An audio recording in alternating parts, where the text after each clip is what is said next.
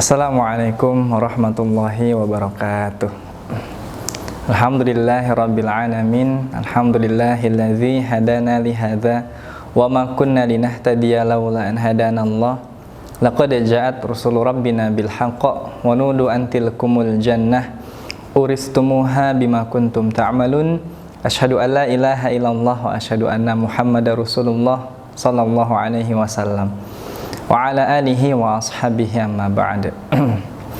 Para saudaraku sekalian, alhamdulillah kita bisa mendapat kesempatan untuk saling memberikan nasihat berdasarkan dalam firman Allah, yaitu watawassaw bis sabr watawassaw bil haq. Jadi kita diwasiatkan untuk saling menasehati, memberikan sesuatu yang hak, dan juga saling menasehati untuk sabar. Pada kali ini kita akan berbagi tentang sudut pandang terhadap angan-angan kepada hal yang bersifat duniawi. Umumnya manusia jelas karena mereka hidup di dunia yang seluas ini, yang dari mulai melek mata yang dia lihat itu adalah dunia, sampai dia mau tidur pun yang dilihat itu adalah dunia. Bahkan handphone yang menemani kita sebelum kita tidur, itu yang kita scroll mungkin ada beberapa segi kenikmatan dunia atau angan-angan dunia yang membuat kita terpacu untuk mendapatkan hal tersebut. Umumnya manusia yang dia ingin untuk sukses dalam kehidupan dunianya atau karirnya, otomatis dia memiliki hal yang disebut dengan angan. Bukan begitu para saudaraku sekalian? Nah, orang yang mempunyai angan-angan ini biasanya diimbangi dengan ambisi, sehingga dalam menjalankan angan-angannya itu sungguh-sungguh dengan passionate. Dia benar-benar bergairah. Apalagi para entrepreneurship, para pengusaha-pengusaha, atau orang-orang yang termotivasi untuk memiliki kehidupan yang sukses di dunianya. Kita sebagai orang iman, para saudaraku sekalian, kita diberikan beberapa resep untuk mensikapi angan-angan dunia di dalam sudut pandang Al-Quran dan Al-Hadis tentunya.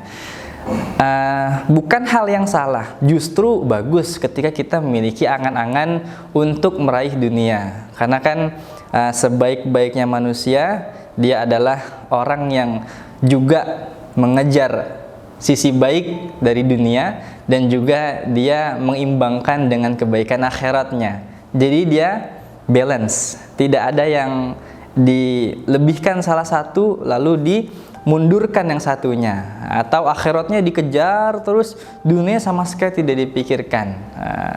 Jadi kita di sini mencoba melihat bagaimana mensikapi angan-angan duniawi ketika kita termotivasi untuk meraih itu. Kalau kita lihat di surat Al-Hadid ayat 16, dijelaskan wala yakunu kalladzina utul kitaba min qabl fatala 'alaihimul amadu faqasat qulubuhum.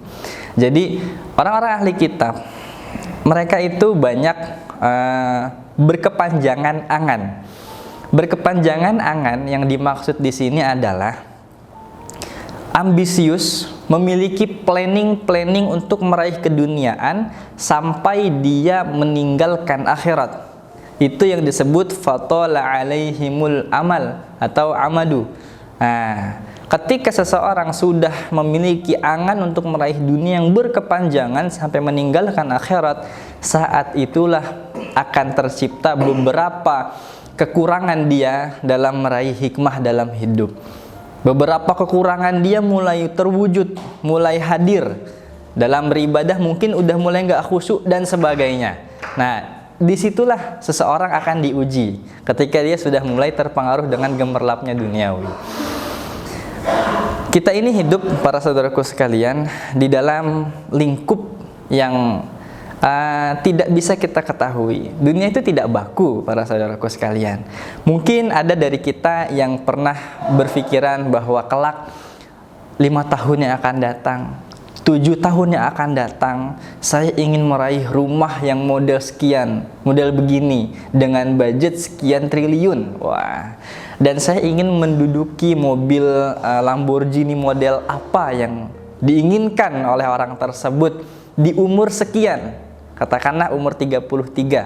Dia ingin meraih mobil tersebut. Namun ternyata ajal itu menjemput dia di umur 25. Siapa sangka?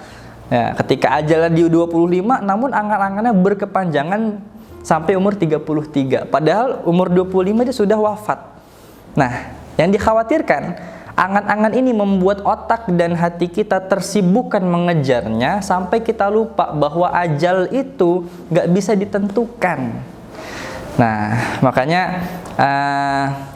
di dalam khutbahnya Ali dijelaskan bahwa inat dunya qad adbarat wa azinat biwada' wa anal akhirata qad asrafat bittila'.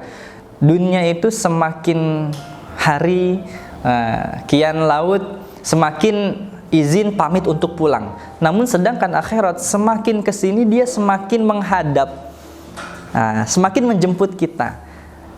Lalu juga diterangkan di dalam hadis Bukhari, Nabi pernah menggambarkan beberapa ilustrasi tentang perjalanan manusia.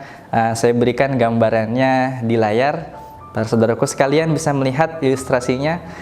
Jadi kotak ini digambarkan oleh Nabi seperti halnya batas-batas ajalnya manusia. Lalu Nabi menggambarkan, setelah kotak Nabi gambarkan di atas pasir persegi gitu, dari tengah kotak ini Nabi beri garis yang panjang melewati batas akhir perseginya. Jadi ngelewatin perseginya. Lalu di dalam kotak tersebut Nabi berikan juga garis-garis lagi. Garis lagi. Setelah itu Nabi menjelaskan bahwa kotak ini adalah jalan awal dari manusia lahir sampai kotak sini. Garis di persegi akhir ini itu adalah ajalnya. Lalu angan manusia itu berkepanjangan melewati garis ajalnya manusia. Lalu garis-garis di tengahnya ini itu adalah cobaan-cobaan, rintangan-rintangan yang selalu manusia hadapi sampai bertemu dengan ajal. Makanya kenapa lam yabqa minat dunya illa balaun wa fitnah. Dunia itu tidak pernah tersisa sepeser pun kecuali isinya adalah fitnah atau kerusakan dan juga cobaan. Karena memang Nabi menggambarkan jelas, manusia itu dari mulai hidup sampai bertemu ajal itu cobaan terus-menerus akan dia hadapi sampai ajalnya datang. Namun yang kita bahas di sini adalah angan-angan manusia Nabi gambarkan itu melebihi batas ajalnya. Nah, para saudaraku sekalian, kita justru dengan peringatan tersebut kita mencoba mensikapi bagaimana ambisi kita terhadap angan-angan duniawi. Takutnya kenapa kalau kita tidak bisa mensikapi angan-angan yang berkepanjangan, membuat power kita yang seharusnya kita bagi rata untuk akhirat agar ibadah kita ini bisa berjalan dengan seirama atau mungkin lebih unggul, lalu dunia tetap terjaga. Bukan malah karena ambisi yang begitu besar, sebab terlalu panjangnya angan-angan, akhirnya dia lupa ajalnya itu datang lebih cepat daripada target dia menggapai keduniaannya. Makanya tidak heran ketika ada orang yang bercita-cita ingin menjadi apa, ingin menjadi dokter atau ingin menjadi orang sukses di umur yang dia tentukan, namun dia meninggal di waktu yang sangat cepat. Itu kan tidak diduga-duga. Nah, berarti kita mengambil pelajaran bahwa ada hal yang harus kita waspadai terhadap angan-angan yang membuat kita lupa akan akhirat.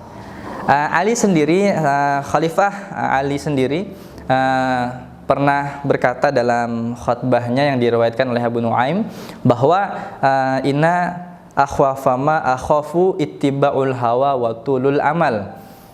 Fa amma tulul amal fayasuddu 'anil haq wa amma ittiba'ul hawa fayasuddu 'anil haq wa amma tulul amal fayansil akhirah. Jadi dijelaskan bahwa yang saya takutkan, itu Khalifah Ali, yang beliau takutkan adalah berkepanjangan angan-angan tentang duniawi dan mengikuti hawa nafsu.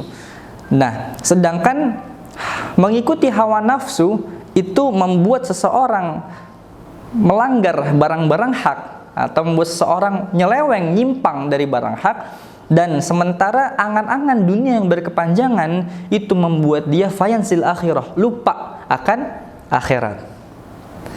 Jadi kita ambil kesimpulan bahwa ketika kita memiliki angan-angan dunia, lalu janganlah kita lupa tentang tujuan akhirat yang lebih utama. Ketika kita terus berusaha untuk memperbaiki kualitas akhirat kita dan mensikapi dunia yang mungkin kita sangat ambisius untuk meraihnya, kita bisa hadirkan sikap zuhud di sana. Sikap zuhud itu pandangan yang tidak berlebihan terhadap dunia. Dia merasa cukup, tidak banyak muluk-muluk.